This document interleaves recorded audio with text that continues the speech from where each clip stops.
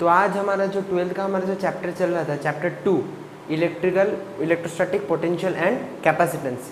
Electrostatic potential हमने ख़त्म कर दिया था, तो उसका और एक पार्ट था, क्या था, कैपेसिटेंस। उसके ऊपर हम लोग आज पढ़ेंगे। तो देखिए टॉपिक का नेम अभी क्या शुरू हो रहा है, कैपेसिटेंस। कैपेसिटेंस कहाँ से आ रहा है, electrostatic potential and capacitance chapter से। उसी चैप्टर में ये वाला इंक्लूडेड है और बहुत ही इंपॉर्टेंट है। इससे एक क्वेश्चन आता है आपके बोर्ड्स में। तो देखिए, तो आपको अभी समझ में नहीं आ रहा कि कैपेसिटेंस क्या होता है। तो कैपेसिटेंस क्या होता है पढ़िए, यहाँ पे मैंने डेफिनेशन लिखा है। Electrical capacitance of a conductor is a measure of its ability to hold electric charge. एक कंडक्टर का इलेक्ट्रिकल कैपेसिटेंस क्या होता है, उसका एबिलिटी, वो उसका एबिलिटी कितना है उस कंडक्टर के अंदर वो चार्ज को स्टोर कर पाए। चार्ज को क्या करना है, स्टोर करना है। अगर चार्ज को वो क्या कर रहा है, स्टोर कर पा रहा है, तो उसका मतलब उसका कैपेसिटेंस है, या कैपेसिटेंस ज़्यादा है या कम है, उसको हम लोग देखेंगे बाद में। तो आपको क्या समझ में आया, एक कंडक्टर का कैपेसिटेंस क्या होता है, उसका ability to hold electric charge. Conductor के अंदर जो चार्ज होता है उसको अगर होल्ड कर पाए, वो होल्ड करने का, जो चार्ज को होल्ड करना है हम लोग को, उसको क्या बोलते हैं, कैपेसिटेंस। समझ में? अच्छा, तो कैपेसिटेंस का डिवाइस है हम लोग का क्या डिवाइस है, कैपेसिटर। कैपेसिटेंस से क्या आता है, कैपेसिटर। कैपेसिटर एक डिवाइस है, आपको पता होगा कैपेसिटर, आपने सुना होगा। तो कैपेसिटर से उसका जो प्रॉपर्टी आता है उसको हम लोग क्या बोलते हैं, कैपेसिटेंस। तो देखिए, तो कैपेसिटेंस का एक सर्टेन फॉर्मूला होगा या सर्टेन यूनिट होगा, तो क्या है वो हम लोग देखेंगे। सपोज देखिए, if a insulated conductor is given some charge, एक इंसुलेटेड कंडक्टर है, उसमें मैं कुछ चार्ज दे रहा हूँ, given some charge, it acquires a certain potential. अच्छा, उस कंडक्टर के अंदर कुछ सर्टेन पोटेंशियल होगा और उसके अंदर मैं कुछ चार्ज दूंगा। अच्छा, अभी समझिए क्या लिखा है, so if we increase charge potential also increases. तो इस केस में क्या होगा, अगर मैं उधर जहाँ पे चार्ज दूंगा उस इंसुलेटेड कंडक्टर में जिसका एक सर्टेन पोटेंशियल है, वहाँ पे मैं अगर चार्ज को बढ़ाऊंगा तो उसको क्या होगा, पोटेंशियल भी इंक्रीज करेगा। समझ में? तो इसमें हम लोग अभी क्या बोल सकते हैं, Q is proportional to V और charge is proportional to potential में लिख सकता हूँ। तो Q is proportional to V और इसको क्या बोलेंगे, charge is proportional to potential. जितना चार्ज इंक्रीज करूंगा पोटेंशियल भी क्या होगा, इंक्रीज करते जाएगा। समझ में? अच्छा, तो अब इसको प्रोपोर्शनलिटी हटाने के लिए कॉन्स्टेंट मैंने क्या लिया है, Q equal to CV। C है क्या, प्रोपोर्शनलिटी कॉन्स्टेंट, और C को क्या बोलते हैं, कैपेसिटेंस ऑफ द कंडक्टर। उसको क्या बोलते हैं, वही हम लोग का आ गया अभी कैपेसिटी। उस कंडक्टर का, जो इंसुलेटेड कंडक्टर है, उसका कैपेसिटेंस कितना है, C है।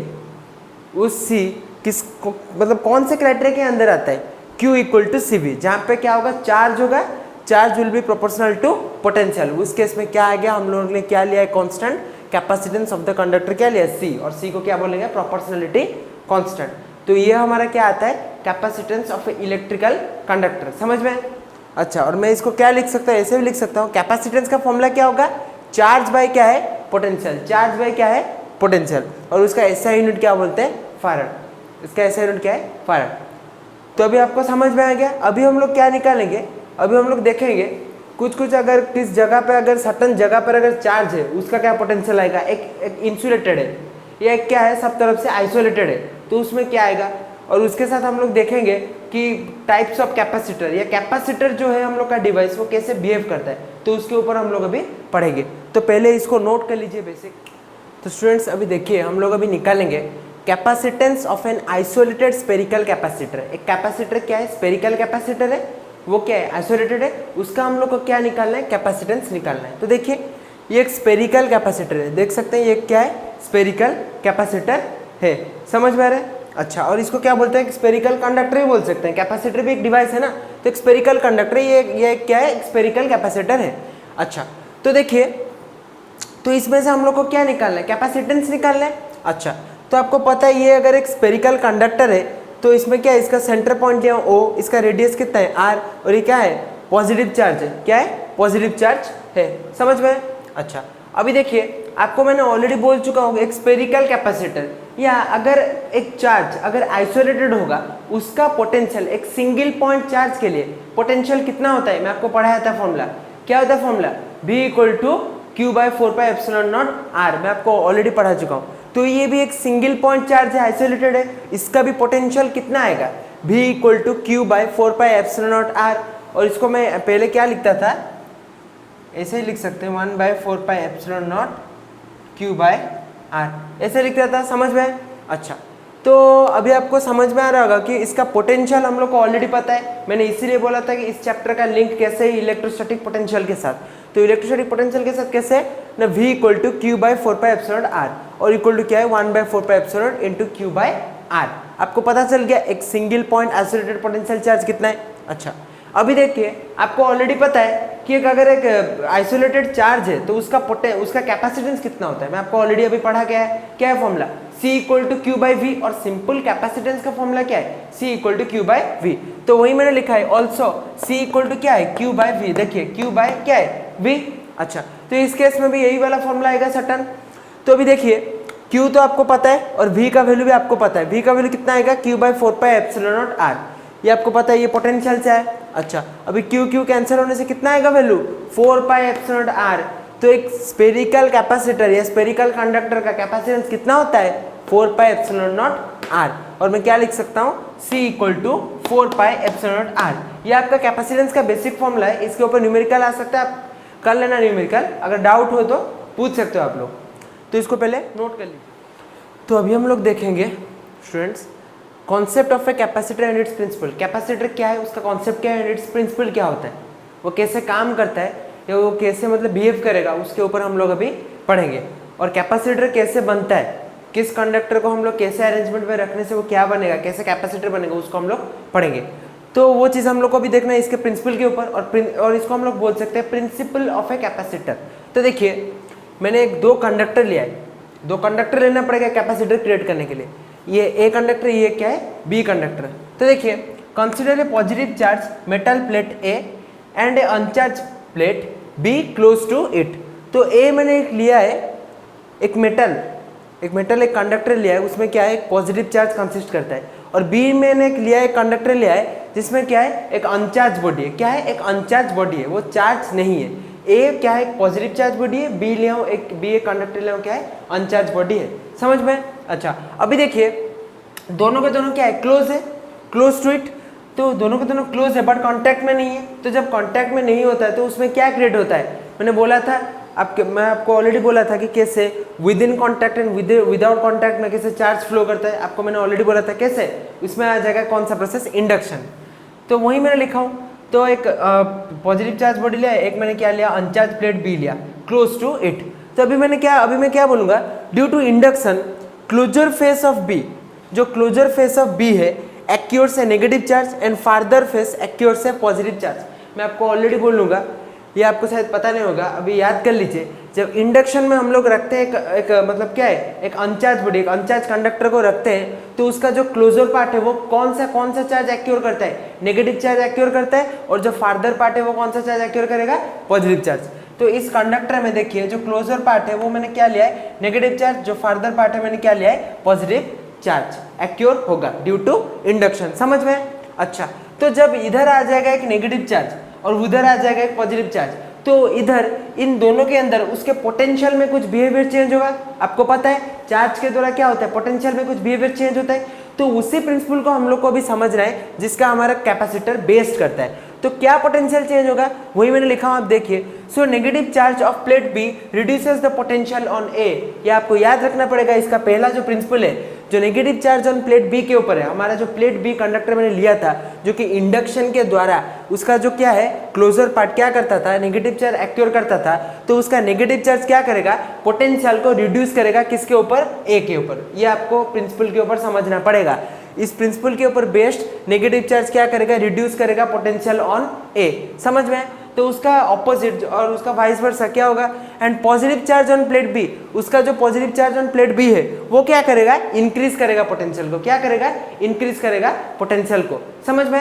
यही दो कॉन्सेप्ट आपको समझना है। जो नेगेटिव साइड है वो क्या करेगा, रिड्यूस करेगा पोटेंशियल, जो पॉजिटिव साइड है वो क्या करेगा, इंक्रीज करेगा पोटेंशियल ऑन ए के ऊपर बेस्ड करके। जो ए के ऊपर और बी में हमारा जो इंडक्शन हुआ है, उसी इंडक्शन के बेस्ड के ऊपर ये दो प्रिंसिपल हम लोग का निकल रहा है। समझ में। अच्छा, अभी एक चीज देखिए, आपको मैंने ऑलरेडी बताया हूँ, C इक्वल टू क्या है, Q बाई V। ये आपको समझ में आ रहा है कि नहीं, C इक्वल टू क्या है फॉर्मूला, Q बाई V। तो आपको ये वाला भी समझ में आ रहा होगा। अगर जो हमारा जो क्लोजर पार्ट, अभी हम लोग क्या पकड़ेंगे, ओनली हमारा closer part. As negative charge, हमारा नेगेटिव चार्ज क्या है, closer part. As negative charge reduces the potential, किसके ऊपर रिड्यूस करेगा, पोटेंशियल ए के ऊपर। सो हमारा जो फॉर्मूला बेस्ड है C = Q/V, उसमें क्या हम लोग वेरिएशन है, क्या हम लोग चेंजेस देख सकते हैं, देखिए। So negative charge reduces potential on plate A, so the capacitance increases by small amount. आपको समझ में आ रहा है, यहाँ पे अगर पोटेंशियल रिड्यूस करेगा, कैपेसिटेंस क्या होगा, इंक्रीज होगा। फॉर्मूला आपको समझ में आ रहा है, पोटेंशियल यहाँ पे अगर क्या करे, रिड्यूसर है, कैपेसिटेंस क्या होगा, इंक्रीज होगा। बट कितना इंक्रीज होगा, ज्यादा नहीं होगा, कितने में होगा, स्मॉल अमाउंट में होगा। कितने अमाउंट में इंक्रीज होगा, it will be increase in a very small amount. समझ में? अच्छा, तो अभी इसको हम लोग इसी डायग्राम को अभी एक बेस्ड करेंगे अर्थिंग के ऊपर। अर्थिंग पता है, नीचे आप लोग देख, आपके मतलब होम जितने भी घर में आप सबके मतलब जितने भी डिवाइसेस है उसमें क्या होता है, अर्थिंग होता है। तो देखिए इसी कॉन्सेप्ट को मैं अभी बेस्ड करूंगा अर्थिंग के ऊपर, तो उसमें उसका कुछ प्रॉपर्टी क्या चेंजेस आएगा या क्या प्रॉपर्टी वो रिक्वायर्ड होता है, उसको हम लोग अभी देखेंगे। तो यहाँ पर कैपेसिटेंस ज़्यादा नहीं बढ़ रहा है, स्मॉल अमाउंट में बढ़ रहा है। तो वहाँ पे जब अर्थिंग दूंगा तो क्या हो रहा है, देखिए। तो मैंने यहाँ पे जब एक साइड पे अर्थिंग दिया, जो हमारा फार्दर पार्ट था पॉजिटिव चार्ज, उस साइड पे मैंने जब अर्थिंग दिया, देखिए ये वाला डायग्राम के बाद ये वाला डायग्राम देखिए, तो मैंने अर्थिंग दिया है। तो अर्थिंग के टाइम में क्या होगा, ये जो पॉजिटिव चार्ज था जो फार्दर पार्ट में, वो क्या हो जाएगा, न्यूट्रलाइज हो जाएगा। क्या हो जाएगा, न्यूट्रलाइज हो जाएगा। क्यों हो जाएगा, क्योंकि जो अर्थ में हमारा जो क्या होता है, इलेक्ट्रॉन होगा, उसके साथ जो मूवमेंट होगा अर्थिंग के द्वारा, वो क्या हो जाएगा, न्यूट्रलाइज हो जाएगा। तो जब न्यूट्रलाइज हो जाएगा तो हमारे जो फार्दर पार्ट में कुछ बचेगा नहीं। तो हम लोग अभी क्या करेंगे, ओनली कंसीडर करेंगे इस डायग्राम में, किसमें, हमारा जो क्लोजर पार्ट में हम लोग को पता है अभी क्या होता है, वो रिड्यूस करता है पोटेंशियल, तो क्या होता है, कैपेसिटेंस इंक्रीज करता था। पर इस साइड में मेरा फार्दर पार्ट नहीं है इंटरफेयर करने के लिए। तो यहाँ पर क्या होगा, वही बेसिक फॉर्मूला अप्लाई होगा, C = Q/V।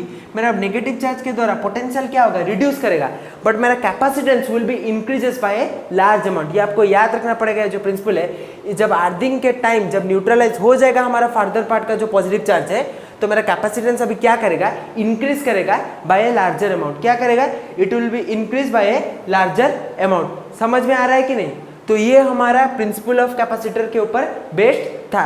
तो अभी मैं क्या बोल सकता हूँ, अभी मैं कैपेसिटर में क्या बोल सकता हूँ, तो कैपेसिटर क्या बोल सकता हूँ, इसका डेफिनेशन सुनिए। So we see that the capacitance of an insulated conductor is considerably increased when we place an earth connected conductor near it. Such a system of two conductor is called capacitor. अगर हम इसी system के ऊपर अगर based करके रखते हैं या दो कंडक्टर सिस्टम को बेस्ड करके रखेंगे, तो वहां पर जो हम लोग का प्रॉपर्टी निकलेगा या प्रिंसिपल निकलेगा, उस डिवाइस को हम लोग क्या बोलेंगे, दो कंडक्टर का डिवाइस क्या बोलेंगे, कैपेसिटर बोलेंगे। तो देखते हैं अभी कैपेसिटर का कुछ मतलब क्या है, उसको हम लोग कैसे पहचानेंगे।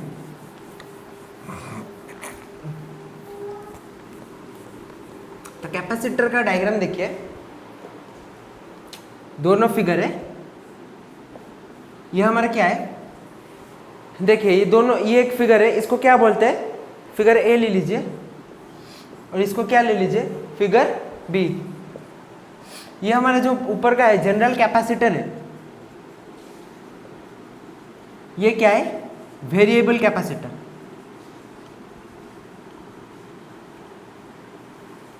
समझ क्या नहीं, ये क्या है, इसको हम लोग क्या बोले, पिक्टोरियल रिप्रेजेंटेशन। हम लोग कैसे मतलब इसको देखें, कैसे जानेंगे ये कौन सा कैपेसिटर क्या होता है, कैसे होता है, कैसे हम लोग इसको न्यूमेरिकल में सॉल्व करेंगे। तो इसको हम लोग क्या बोलेंगे, पिक्टोरियल रिप्रेजेंटेशन। इसको जनरल बोलते हैं, कैपेसिटर का डायग्राम है। इसको क्या बोलते हैं, वेरिएबल कैपेसिटर, जो वेरी करता है, कांस्टेंट नहीं है। समझ में? तो ये दो डायग्राम है, आप देख लीजिए और मार्क कर लीजिए। और आपको मैंने ऑलरेडी बोल चुका हूँ कैपेसिटर का इनमें से फॉर्मूला क्या आएगा, C = Q/V। तो आपको अभी तक यही समझ में आ रहा होगा कि अगर दो कंडक्टर का अगर हम लोग लेके अगर करते हैं डायग्राम में, अगर सब्स्टिट्यूट करते हैं उसको, तो उसमें हम लोग का क्या निकलता है, कैपेसिटर निकलता है।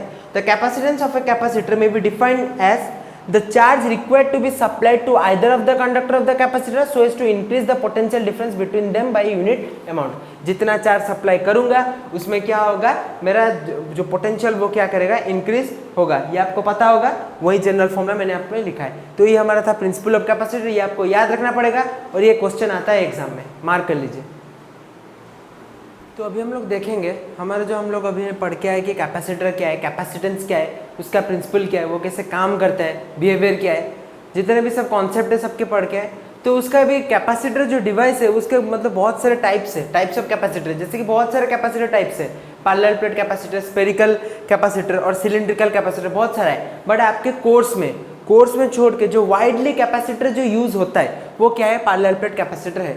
आपके कोर्स में बहुत ही डेरिवेशन मतलब जो दिया नहीं गया है और मतलब है ही नहीं, जो हमारा क्या है सिलिंड्रिकल कैपेसिटर या जो हमारा स्फेरिकल कैपेसिटर है उसका डेरिवेशन नहीं है, वो आपके रेफरेंस में दिया है बट वो आपके कोर्स में नहीं है। जो आपका क्वेश्चन कोर्स में है वो क्या है, आपका पैरेलल प्लेट कैपेसिटर, जो कि एग्जाम में आता ही आता है।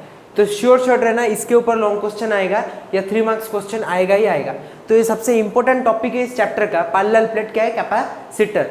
तो कैपेसिटर यहाँ पर क्या करना है, पैरेलल प्लेट है, मतलब जो दो कंडक्टर हम लोग लेते हैं कैपेसिटर क्रिएट करने के लिए, वो दो कंडक्टर क्या होना चाहिए, पैरेलल होना चाहिए। तो मैंने दो स्लैब लिया है ऑफ एरिया ए, ये एक पॉजिटिव स्लैब लिया, एक नेगेटिव स्लैब लिया, स्लैब एरिया स्लैब लिया और एरिया स्लैब सीट लिया है मैंने। तो उन दोनों के अंदर सेपरेशन कितना है, डी है। सेपरेशन कितना है, डी है। डिस्टेंस बिटवीन द प्लेट्स कितना है, डी है। समझ में? अच्छा, अब यहाँ पे इलेक्ट्रिक फील्ड का डायरेक्शन कहाँ से आएगा, पॉजिटिव से नेगेटिव तब आएगा, ये आपको समझना पड़ेगा। अच्छा, तो उसके बाद देखिए ये जो सरफेस है, ये जो सरफेस ऑफ द प्लेट है, आपको मैंने ऑलरेडी पढ़ा चुका हूँ। आपको जो आपको इलेक्ट्रिक चार्जेस एंड फील्ड है उसमें क्या होता है, एक सरफेस चार्ज डेंसिटी होता है। सरफेस चार्ज डेंसिटी क्या पकड़ते हैं हम लोग, सिग्मा। तो ये पॉजिटिव है, तो इसलिए मैंने क्या लिया है, पॉजिटिव चार्ज डेंसिटी लिया है। पॉजिटिव चार्ज डेंसिटी के लिए मैंने क्या लिखा है, plus sigma. Negative charge density के लिए लिया मैंने क्या लिया है, माइनस सिग्मा। अच्छा, तो इस जो दो प्लेट है, दो प्लेट का दो रीजन है, एक क्या है आउटर रीजन, एक क्या है inner region. Inner region between the two plates, outer region मतलब क्या है, दो प्लेट्स के डिसाइड्स, मतलब साइड ऑपोजिट डायरेक्शंस में। तो आप देख सकते हैं, तो आपको ये वाला भी समझना पड़ेगा कि आउटर रीजन में इलेक्ट्रिक फील्ड कितना होगा, 0, और इनर रीजन का एक इलेक्ट्रिक फील्ड निकालना पड़ेगा। अच्छा, तो आपको पहले अभी मैं समझाता हूँ आउटर रीजन में इलेक्ट्रिक फील्ड क्यों 0 होगा। देखिए, जो इसका जो इलेक्ट्रिक फील्ड और इसका जो इलेक्ट्रिक फील्ड है ये अभी ऑपोजिट डायरेक्शन में चला जाएगा जब, तो दोनों के दोनों जब आउटर रीजन ऑपोजिट में रहेगा तो वो क्या हो जाएगा, कैंसिल हो जाएगा। आपको ये पता होगा एक सरफेस चार्ज प्लेट और चार्ज सीट के लिए उसका इलेक्ट्रिक फील्ड फॉर्मूला कितना होता है, मैंने ऑलरेडी निकाल चुका हूँ। E इक्वल फॉर्मूला क्या है, सिग्मा बाय 2E नॉट। आपको याद आ रहा होगा, आपको जो चैप्टर था इलेक्ट्रिक चार्जेस एंड फील्ड में, उसमें मैं जब पढ़ा रहा था आपको गॉस मतलब गॉस लॉ के ऊपर पढ़ा रहा था, गॉस लॉ का एप्लीकेशन के ऊपर पढ़ा रहा था। उस एप्लीकेशन में एक था सरफेस चार्ज शीट के ऊपर, इन्फिनिट सरफेस चार्ज शीट के ऊपर, तो उसका इलेक्ट्रिक फील्ड फॉर्मूला कितना, सिग्मा बाय 2E नॉट। तो इसका भी फॉर्मूला कितना होगा, सिग्मा बाय 2E नॉट। इसका भी फॉर्मूला कितना होगा, सिग्मा बाय 2E नॉट। ये दोनों के दोनों क्या होगा, ऑपोजिट डायरेक्शन में जाएगा, इसलिए क्या हो जाएगा, कैंसिल आउट हो जाएगा। कैंसिल होगा मतलब इन दोनों के अंदर electric field in outer region कितना निकलेगा, इन द आउटर रीजन देखिए इलेक्ट्रिक फील्ड इक्वल टू क्या होगा, sigma by 2E not minus sigma by 2E not equal to क्या हो जाएगा, 0 हो गया, कैंसिल। अभी हम लोग को क्या निकाले, इनर रीजन, इन दोनों के अंदर जो है हमारा पैरेलल प्लेट, ये दोनों के दोनों जो पैरेलल है इसके अंदर कितना है। तो in the inner region E equal to formula क्या हो जाएगा, इसमें क्या हो जाएगा, आड अप हो जाएगा, ये कैंसिल नहीं होगा। तो ऐड करने से क्या होगा, sigma by 2E not plus sigma by 2E not. तो इसका आंसर कितना निकलेगा, sigma bye E not. Easy है, समझ में? अच्छा, तो अभी हम लोग को पता चल गया इस दो प्लेट के अंदर जो नेट इलेक्ट्रिक फील्ड है वो कितना है, सिग्मा बाय E नॉट। आपको ऑलरेडी पता होगा जो हमारा सरफेस चार्ज डेंसिटी होता है उसका फॉर्मूला क्या होता है, sigma equal to Q by A। और मैं लिख सकता हूँ Q इक्वल टू क्या लिख सकता हूँ, Q इक्वल टू लिख सकता हूँ सिग्मा A। समझ में आ रहा है कि नहीं, समझ में? अच्छा, तो अभी देखिए, अभी अगर मतलब अभी एक यूनिक फॉर्मूला आपको याद रखना पड़ेगा जो कि आपके लिए नया है, बस यही याद रखिए, potential difference between two plate, ये जो दो पैरेलल प्लेट है इन दोनों के अंदर पोटेंशियल कितना आएगा, फॉर्मूला क्या होगा, electric field into distance between plate, ये आपको याद रखना पड़ेगा। Potential difference between two plate का फॉर्मूला कितना होता है, electric field into distance between plate. Electric field कितना होता है, E, डिस्टेंस बिटवीन प्लेट कितना होता है, D, और मैं क्या लिखूंगा, ED। समझ में? तो potential between two plates equal to क्या होगा, electric field into distance between them. तो V इक्वल टू फॉर्मूला क्या आएगा, ED। समझ में? ऑलरेडी मैंने इलेक्ट्रिक फील्ड निकाल चुका हूँ कितना, सिग्मा बाय E नॉट। तो मैं यहाँ पे क्या लिखूंगा, सिग्मा बाय E नॉट लिखूंगा, इनटू क्या है, D। अच्छा, तो अभी देखिए, तो अभी हम लोग को क्या निकालना था, इस पैरेलल प्लेट कैपेसिटर का कैपेसिटेंस। तो कैपेसिटेंस का फॉर्मूला क्या है, C equal to Q by V। आपको ऑलरेडी पता है Q का वैल्यू मैं कितना सब्स्टिट्यूट कर सकता हूँ, सरफेस चार्ज डेंसिटी के साथ Q इक्वल टू क्या लिख सकता हूँ, सिग्मा A। क्या लिख सकता हूँ, सिग्मा A। अच्छा, तो अभी आप लोग यहाँ पर देख रहे होंगे V का फॉर्मूला क्या है, ED। V का फॉर्मूला क्या है, ED, और ED में मैंने क्या सब्स्टिट्यूट किया है, sigma bye E not into D। और मैं इधर क्या लिख सकता हूँ, सिग्मा D बाय क्या लिख सकता हूँ, E नॉट। और सिग्मा सिग्मा कैंसिल होने से क्या होगा formula, A E naught by D. तो पैरेलल प्लेट कैपेसिटर का फॉर्मूला क्या है, C equal to A epsilon naught by D. समझ में आया कि नहीं, क्या फॉर्मूला है, C equal to A epsilon naught by D. तो अभी एक चीज याद रख लीजिए, इस फॉर्मूला से हम लोग को क्या पता चल रहा है, क्या पता चल रहा है, पैरेलल प्लेट का कुछ फैक्टर्स होता है। फैक्टर क्या है, C इज प्रोपोर्शनल टू ए, होगा कि नहीं। तो पैरेलल प्लेट कैपेसिटर किसके ऊपर डिपेंड करता है, एरिया ऑफ द प्लेट। और मैं क्या लिख सकता हूं, C is inversely proportional to 1 by d, लिख सकता हूं कि नहीं। डिस्टेंस बिटवीन द प्लेट है जो पैरेलल प्लेट कैपेसिटर के साथ, वो क्या है, क्या है, इनवर्सली प्रोपोर्शनल है। और मैं और एक क्या बोल सकता हूँ, परमिटिविटी। परमिटिविटी क्या होता है, हमारा जो एप्सिलॉन नॉट है, और C इज प्रोपोर्शनल टू क्या लिख सकता हूँ, एप्सिलॉन। समझ में आया कि नहीं, C is proportional to area, C is inversely proportional to क्या है, distance between the plate, and C is proportional to क्या है, परमिटिविटी बिटवीन देम। ये कुछ फैक्टर्स है जो कि पैरेलल प्लेट कैपेसिटर को इफेक्ट करता है। समझ में आए, तो इसको भी नोट कर लीजिए।